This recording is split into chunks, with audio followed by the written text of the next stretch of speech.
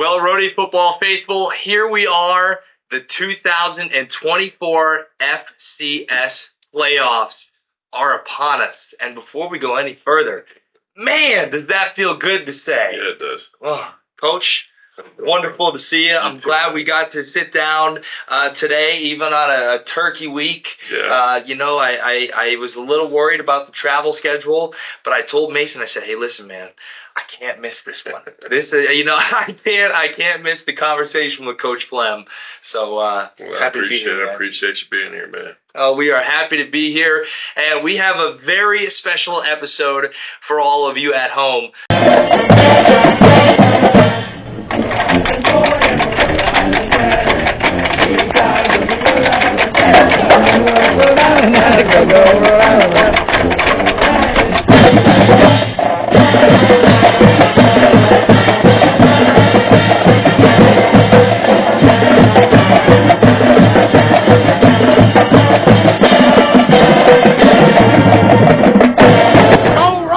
And as always, we got some quick hitters for you. It is Thanksgiving week, and I don't know about you, I'm ready to feast. It is bulk season out there, for me at least. And the first question I have for you is, as Thanksgiving weekend has finally arrived, we've got a series of Turkey Day special background quick hitter questions. So what is your favorite part about Thanksgiving growing up in the Fleming household? Growing up, there was the turkey bowl. We would get together with my cousins, the Breeds. We lived in the same town. We had 4 boys in our family. They had 3, and our dads would play quarterback, whatever. And it was knockdown, drag out. Huh. And the Breeds had a little bit of superior athleticism, but we had a lot more one too. So there was a little bit more cheating done on our part. There was blood, and there was a lot of stuff going on. And then we'd sit down and eat. But it was probably my favorite part of Thanksgiving, yeah. There we go. Some people say no blood, no foul, but I say no cameras, no foul. So there we go. Now, what is your favorite family tradition on Thanksgiving? I know that kind of feeds into that, but maybe outside of that, what else was going on that you enjoy? Well, it's football. Football was always part of Thanksgiving, whether it was, a high school football game on that day. But we really, because of football, the Thanksgiving was always a coin toss, whether you were going to be chilling or if you were going to be just squeezing the meal in so you could get ready for the game. But had some memorable football Thanksgiving. Probably the most memorable was, I guess it was 205. Akron versus Kent State, major rivalry for the wagon wheel. Thanksgiving morning, it was for the MAC championship, and it was an absolute blizzard, blowing 50 sideways, but the Akron Zips came out on top, and we took away the only championship ever to be won at the University of Akron. Wow. Yeah, it was a good one. Then we went to Boston Market. Boston Market was our Thanksgiving that day. Awesome. They've got a little bit of something for you. Oh, it was good. Sure. Yeah. It was tasty. Yeah, it was just fine. Not as good as everything we usually put together, but it was good enough. Well, based on what I've heard, your wife cooks things up pretty well, so that doesn't surprise me. She does. Yeah. Now, have you ever attended the Macy's Day Parade or considered running the Thanksgiving Day Marathon, or maybe even, if not a marathon, maybe a little local turkey trot, as the kids like to say?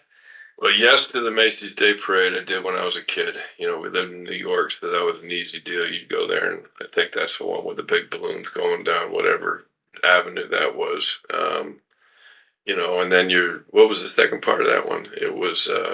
Have you considered running a marathon or a turkey trot? No, not on Thanksgiving. I did, believe it or not, did run one marathon. It was a Jersey Shore marathon, and I came in at 3:59:59. That was the last time I ran a marathon or even thought about it. It's probably the reason I had 2 partial knee replacements. Hey, well, you know what? You made it across the finish line, and you're here to tell the tale. Yes, I did. Sprinting, too. I sprinted to finish because I was going to finish under that 4-hour mark, and I got it done. Amen to that. Check that box. Now, what are your favorite Thanksgiving dishes? Least favorite, best one? What are we feeling? I'm a pretty traditional guy. But I like the stuffing. Yep. I like the mashed potatoes. I like gravy. Turkey's good enough. But what always gets my family is that I will turn down any natural-made cranberry sauce for the ocean spray, jelly cranberry sauce coming out of the can that makes a specific sound when you shake it out. So I absolutely love that. Slice it up. I like to cut it. And then it's best, as we all know, the day after when you can put it in one bowl, mix it up, and it'll work. Yep. Now, so I have to say, my job every year when I go down to my aunt and uncle's house is to make that homemade cranberry sauce. Oh, bro, so that's a little bit of a shot at me. I don't know, but there's a big divide when you think about that, about from a can or from the natural. To your point, it's a big debate. I think it's all how you're kind of raised and brought up. I mean, we always seem to like the things that were processed foods in our family, as opposed to my wife, who usually had the homemade stuff. So, just different tastes, different strokes for different folks, man. There we go. Now, so let's play a little scenario here.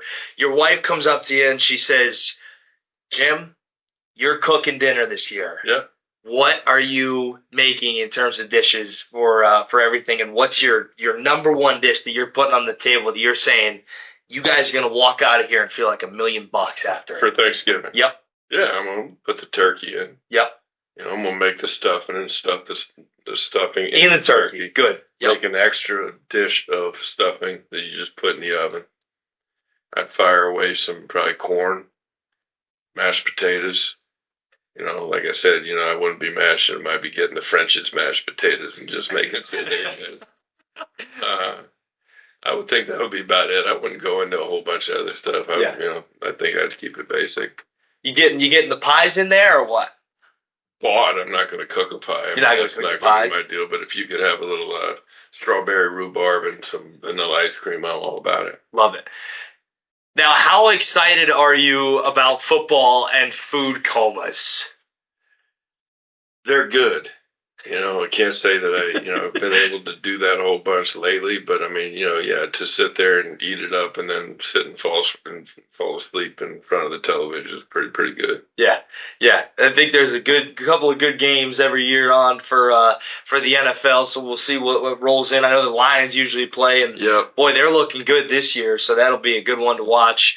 But I mean, man, it's unless the Giants are playing, it's a tough thing to turn on. You mentioned that. I still remember I was way back when in Oklahoma City doing something, and it was staying at a stranger's house, basically, and turning on Thanksgiving football, and it was the Lions versus the Giants. Yep. LT was still playing. There it is. It was outstanding. Those were my heroes.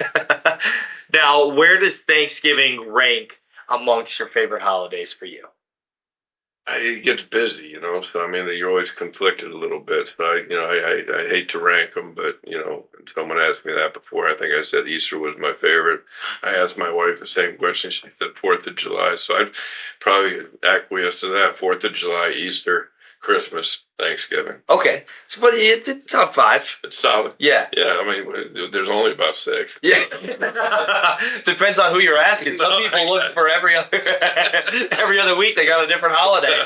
They're having house parties like nobody's business. Yeah, that's all good as long as you're invited. Yeah. Yeah. Well, we've talked enough about Thanksgiving. I'm getting hungry just thinking about it. So let's jump into some football here. And to start off, let's flash back to 11 minutes left in the fourth quarter of Saturday's game. How much did you love being able to hold on to the football for 8+ minutes on an 18-play, 88-yard scoring drive to really ice that game? That is your dream. Yeah. That is what you work for. That is how you manage a game and win it in an appropriate way and walk away saying, okay, we just took care of business. I thought it was phenomenal. So, I mean, it's obviously you're still in a possible situations, and I'm in those situations on the negative side the whole way. Yeah.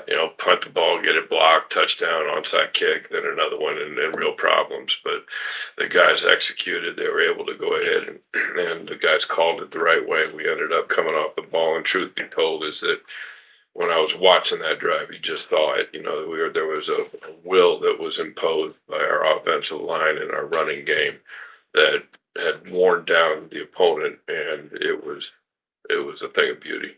Oh, amen to that. Yeah. Yeah. So there's a new tradition that is kind of arisen within the team, and there is a big old gold chain with Rhode Island on it. First, maybe some of your thoughts, and then second, and more importantly, when are we going to get to see you rock it? Hey, dude.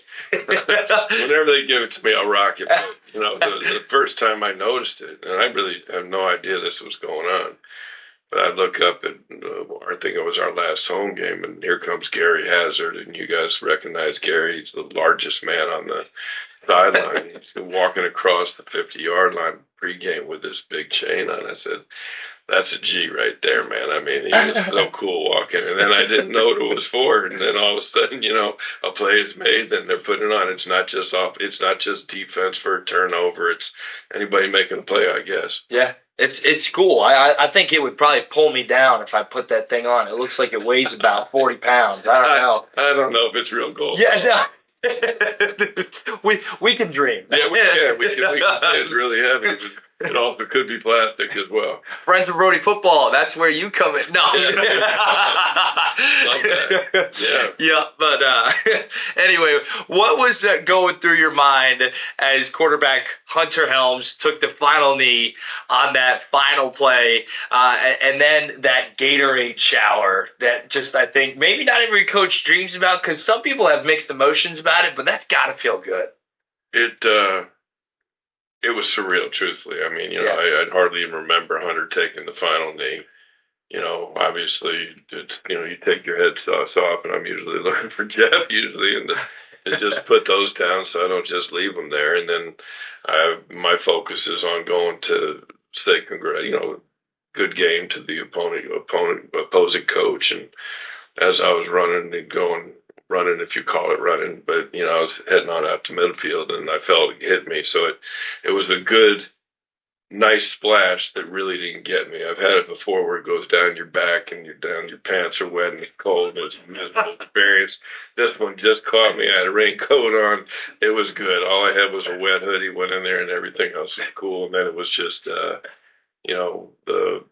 Gatorade or whatever was in there shower was certainly cool to feel, but the other moisture, the tears of so many happy alumni, supporters of URI football, have been waiting 39 years to see this happen, was even more rewarding. That's awesome. That's awesome. Now, as a head coach who's worked 11 years to reach that CAA championship and restore this program to its 1980s glory, just what was it like celebrating with your players, staff, and also your family just after the game and seeing all the emotions, as you just kind of talked about there, on full display? Well, it's been a long journey. Sometimes you wonder why it took so long, but I mean, there's been a lot of challenges we've had to overcome, and persistence is the name of the game in this game. And it's what we've been able to identify with probably more than any program I've ever been a part of, because it's taken persistence to be able to get here. The celebration to, see so many people excited for us, for me, for everybody to accomplish this goal, and we did it together, was, rewarding. I mean, people coming at you from all angles, hugs and everything. Then you see your wife, and then you start to cry, and then, all the rest of the crap falls down. But it was outstanding. And then you're sitting there looking at these kids, which is really my favorite thing about coaching, is once the game's over, sit back and watch those guys and really enjoy what they've just accomplished. And, I've never been in a college locker room. They're all smoking cigars and stuff. I finally get them into the locker room so the commish can give this the championship trophy to us. Yep. And I've been told before that's what we have to do. Hardly could get the guys off the field. They're running around getting pictures. We finally get them off the field. I walk into the locker room and start choking. It looked like a casino in there in the smoking section. I mean, the smoke was way down here. Everybody's got these cigars. I'm sure the commissioner's going, I really can't believe these guys won the championship, but we did. And, it was good. He said some words, and then we did what we normally did. And I'm just surprised the roof really didn't catch on fire because there was so much smoke in there. Now, one thing I'll say is oftentimes there's a lot of criticism or critique about social media, but I think one of the coolest things, especially regarding sports, is it captures some of those moments that you were just talking about. And kind of when you look back, you're able to see those raw emotions on the Rhody football Instagram page and all just the people that work there. When you see those kinds of things of people and players being excited, players crying, all those, that speech from the commissioner in that, how does that, kind of reflect on the program in the front office and how they've kind of been able to produce all of this content to show just how much all this means to everybody within this program? I think behind the scenes stuff is what everybody craves. If you look at it, I always talk to our players about there's a million people out there who would die to be able to have the chance to do what you do. Yep. And, to show those inside things, it's a great tribute to our front office. Mason Smoller, who runs all the production stuff, has done a fabulous job just, getting us out there in front of people and continue to get the brand of URI football out there, which is critically important. Now, sometimes you don't want some stuff out there, but at the same time as it's, I think it's very appropriate when a championship got behind the scenes looks, and I was thrilled they're there, and it's a tremendous value, and I think, I got to catch up. I was sitting there looking, I got so many text messages, I've been still trying to answer them all, and I do it in bed, I do it in the morning, whatever it is. I think I'm finally into that, so I might be able to check out Instagram and Twitter and see what those things look like. Well, there we go.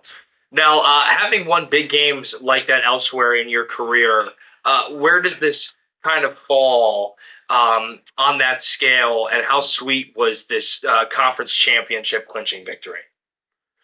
I think, time will grow my appreciation for it. I think that if I got to be real, it's got to be number one. I think that, I'm a head coach of a program for 11 years that took 11 years to be able to attain a championship on the shoulders of every kid who's played for us since 2014. Every coach that's coached for us have all contributed to this. And then, I'm the head guy that's been able to deliver this. That's a very special thing for me. Had one as a head coach at Sacred Heart, but it was a heck of a lot easier. It was bang, bang, and there we go. But certainly this has got to be top. Well, fantastic, and it's a pleasure to be a part of it in a very small way, but man, it's been a big part, bro. You've been a big part. Hardly, but now we'll kind of close out the Thanksgiving Day questions here, but we're gonna just say when you talk about things that you're thankful for, especially after last Saturday's win.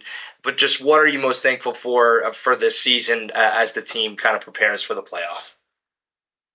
Of course, you're thankful for the opportunity to do my job on a day-to-day. You're thankful for the opportunity to be healthy enough to do that. You're thankful for all the families that have delivered these incredible young men to us, trusted us as coaching staff to be able to guide them from young men to, I guess, fuller grown men. I never think at 22 you're fully grown yet, but,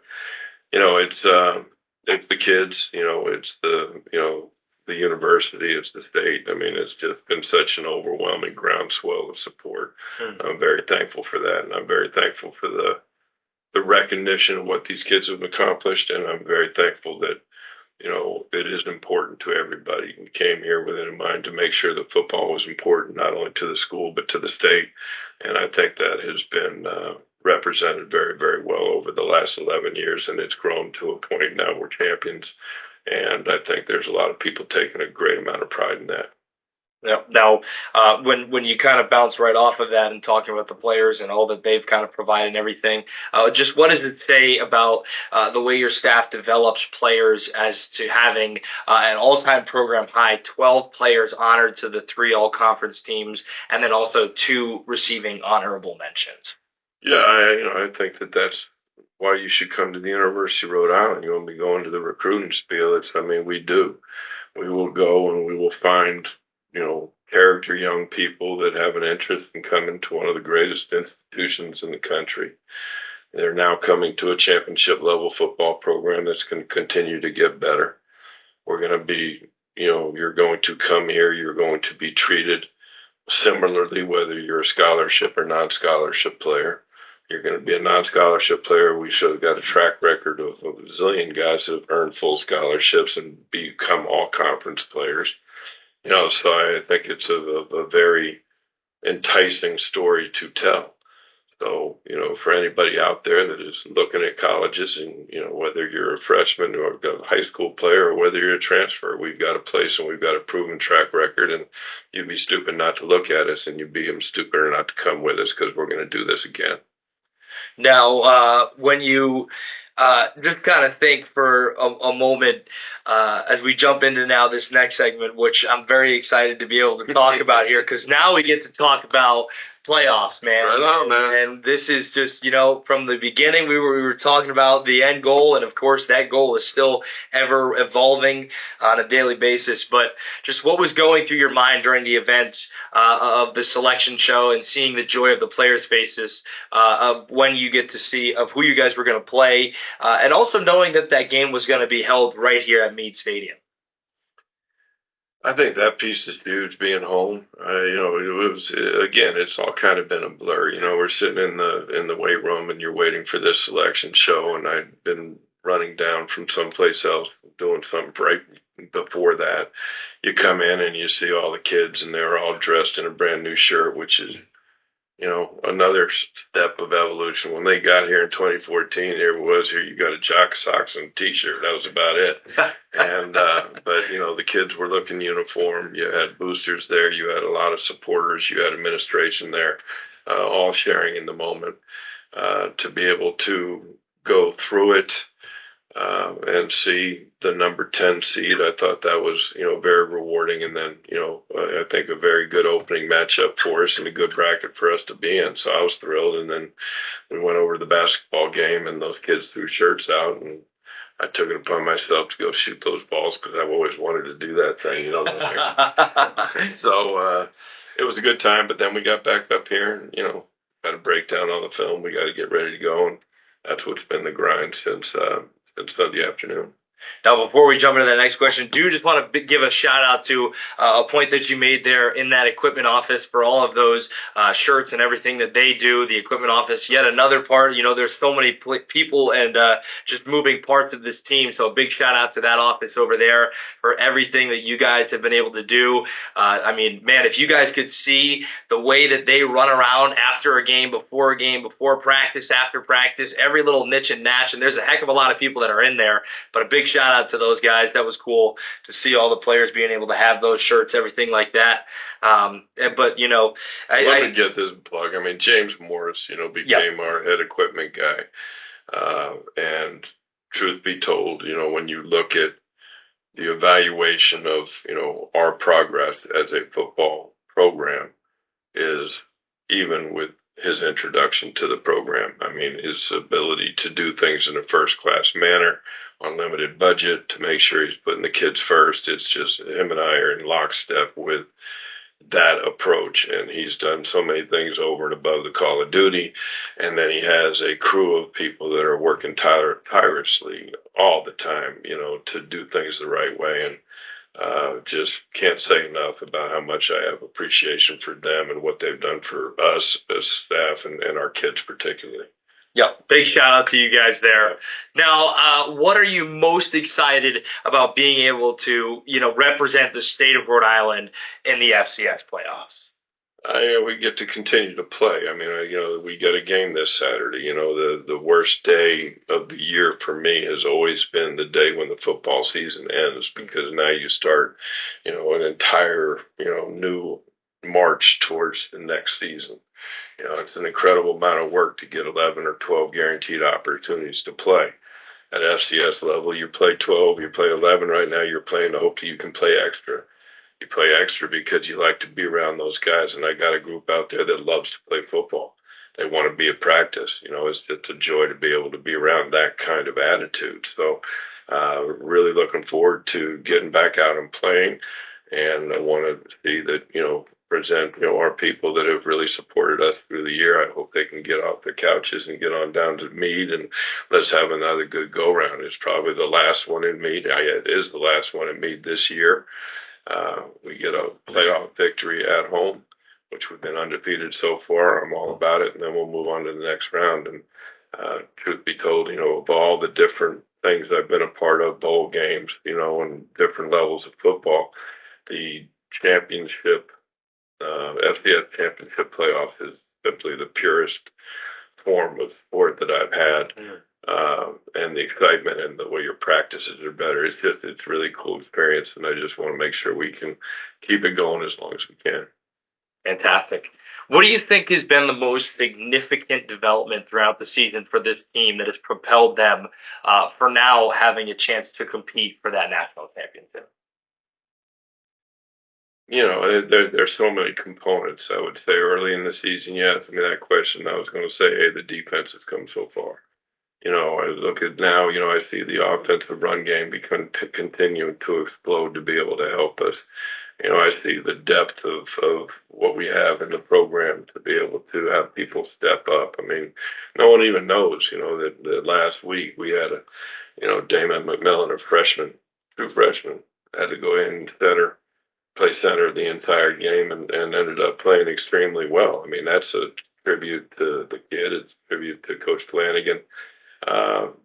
We're playing with Dev's out, and so we have Hunter, and Hunter's very capable, and I think that we continue to get more reps from him, he's going to continue to get better. So there's so many things you can point to, but the culmination and the reality is that what we have to do is we got to be better this week, and then you're going to face another really good opponent. You're going to have to be better that week, and if you're going to really take the next 5 steps, Yeah.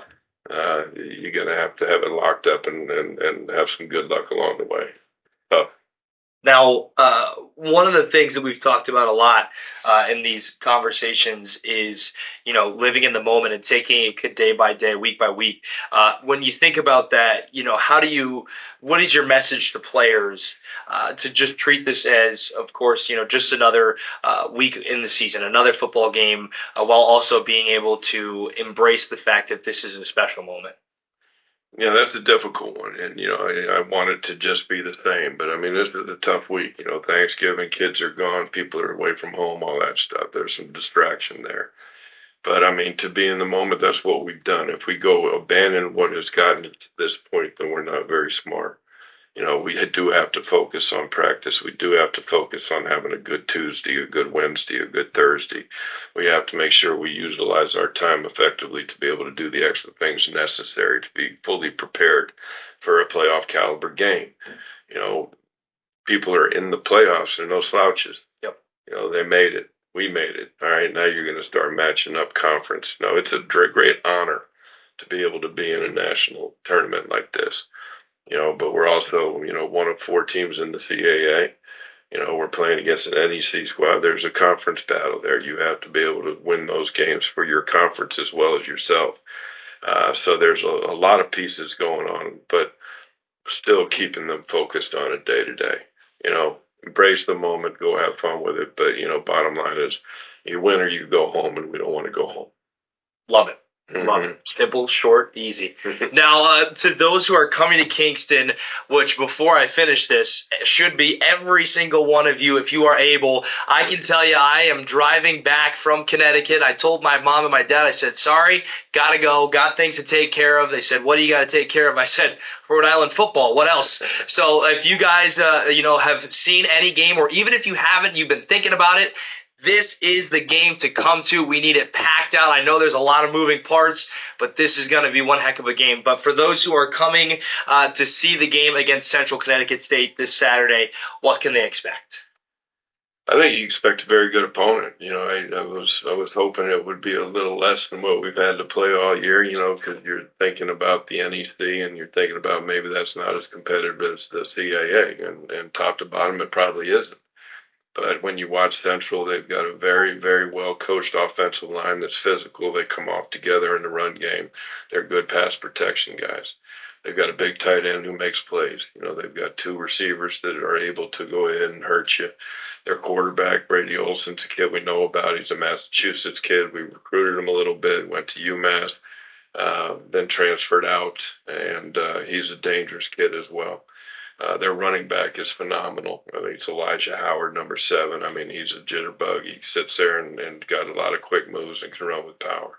Then you go to the other side of the ball. They're active on defense. They've got one great hitter there, number 5, that can really take your face off. They've got, a very solid group top to bottom, and their kicking game's solid. So, it's not an easy out. Yep. It's one that's going to require us to play extremely good football. We're going to have to make sure we don't do what we've been doing all year. We can't go in there and fumble on the 6-yard line and win a playoff game.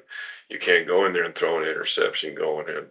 You've got to be able to make good decisions with the ball, protect that. You got to play great defense, and you've got to kick it effectively, which is, the same thing every week. But, it's accentuated by the fact that if you don't come on out with a W on top, there is no next week. Yep. Well, we will certainly be excited to see what that will bring to a hopefully packed house. We're looking at all of you back home to make that happen. But for now, thank you not only for tuning in this week, but all season long for Behind the Anchor, to our friends at Rhody Football and Rhody Ruckus. Bring the juice, baby. That is the number one, or not maybe the number one, but one of the number one words used around this locker room. The juice, man, the energy. Love it. Need to have it. And this Saturday, 12 p.m., as the number 10 Rhode Island Rams face off in the first round of the FCS playoffs against Central Connecticut State. And for now, Coach, man, we will see you on Saturday. Right on, brother. Well, good luck to you. And for now, this is another episode of Behind the Anchor. We'll see you all next time.